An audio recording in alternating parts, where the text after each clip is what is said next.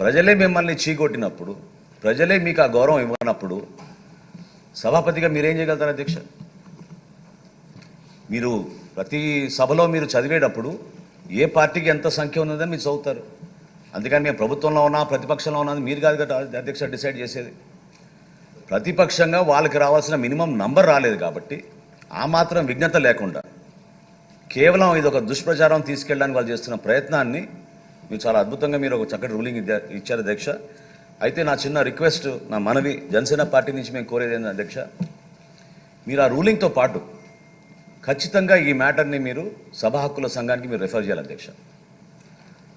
ఆ కమిటీ దీని గురించి ఇంకొంచెం లోతుగా విశ్లేషించి మీకు దీనిపైన రిపోర్ట్ అందించి ఎవరైతే ఈ విధంగా కంటిన్యూస్గా మాధ్యమాలు ఉన్నాయి కదా అని వాళ్ళు వాడుకొని ఒక నెరేటివ్ వాళ్ళు ఏదైతే ప్రజల్లోకి తీసుకెళ్తున్నారో దాన్ని ఖచ్చితంగా